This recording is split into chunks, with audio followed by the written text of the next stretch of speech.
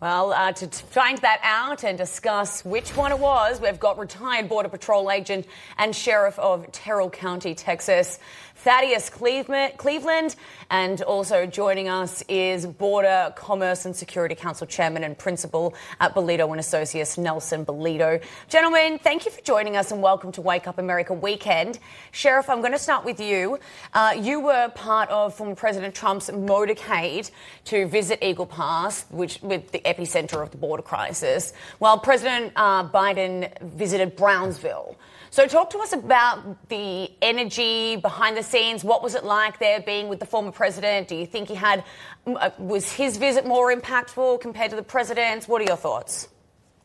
Hey, well first of all, he arrived in Del Rio, Texas, and the whole trip down there, the streets were lined in Del Rio. Motorists were parked along the highway between there to Eagle Pass.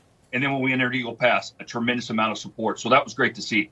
Those communities have been impacted these last 3 years. And while we were there, get to hear his remarks, the governor's remarks, and some other remarks made by some others, just a lot of excitement and a lot of support. But I'll tell you, I think an opportunity was missed because you had myself and Sheriff Brad Cole of Kinney County.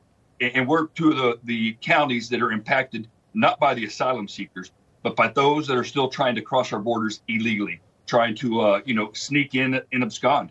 And with that said, over the last 5 days, we've had 4 pursuits in my county that have been high speed. We still have people out here that are crossing much different than on the Eagle Pass. Interesting. Chairman, let me ask you, White House Press Secretary Karine Jean-Pierre deflected the border crisis entirely. I mean, she placed all the blame right at the feet of Republicans. Watch this. This is a serious matter. That's why the president's going to the border. The president was at the border a year ago in El Paso, visiting the border back in January 2023. He put a comprehensive immigration policy on day one. This really, the folks who are getting in the way here are Republicans. They are getting in the way, and they are doing it because of what Donald Trump is telling them to do for his own political gain. So, Chairman, it's simple here. Why would she say this when President Biden's border security policy has been just very simple? Reverse everything on day one that former President Trump's executive orders did, including remain in Mexico, allowing ICE to function in sanctuary cities, so on and so forth. I mean, we're going to scroll it on the screen here. I don't have enough time in this segment to list it all, but wasn't that his border policy on day one to just reverse the Trump policies? Absolutely, it was. These are talking points, desperate talking points at best, that the White House is trying to scrounge at the last minute and trying to blame it on everybody else other than them. I'll tell you what, if you want to make a change, why didn't he make a change a couple of days ago when he was on the border? He could have done executive action right there. There was a absolute opportunity missed where he could have got executive action and done something right now. There's no need for new legislation. He has the ability of doing this right now, just the same way he lifted everything that Trump did before. He could put them right back in there tomorrow. But he doesn't want to do it. So he wants to fight it out. He wants to make this a political issue. He goes to Brownsville, where basically no one's crossing currently right now, as opposed to Eagle Pass. And you saw very stark differences between Trump and Biden and what's happening. But what I think one of the things that was missed is, how do we start pressuring Mexico to do their part? How do we start pushing that border back? How do we stop playing on the 1 yard line and start playing on the 50 yard line and closing that southern border of Mexico? Right. Those are the kind of things that we need to start doing. Well, I can answer that. You can get Mexico to get more involved by having President Trump force them to do so. But go ahead.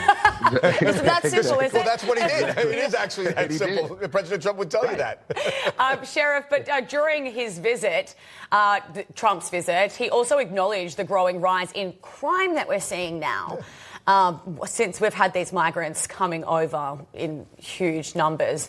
He specifically referenced the murder of 22-year-old Georgia nursing student Laken Riley. Now, shockingly, New York City Mayor Eric Adams has also spoken out against the rise in migrant crime as well, calling for the rollback of some of New York's sanctuary city policies and for increased cooperation between NYPD and ICE. What do you make of these comments from the mayor? Hey, well, and going back to what's happened here with the recent crime, we're a country that's, a rule of law. We have consequences if you break our law. And then we still have respect for the most part for law enforcement, unless you're in those sanctuary cities. But these sanctuary cities have it wrong. They're looking to defund their police. They're looking to house these immigrants. I'll tell you what, 9 more months of this situation along the border. It's out of hand. It's solvable, as Mr. Balido said. And it's time that either we take back our border or we get Americans out to vote and we get a new president in the White House. Fair enough. Chairman, we will have you back because we ran out of time, but I promise we'll get you back on. Sheriff Thaddeus Cleveland and Nelson Balido, appreciate your input. Very important issue. Thank you. Thank you, gentlemen. Thank you, guys. Thanks for having us.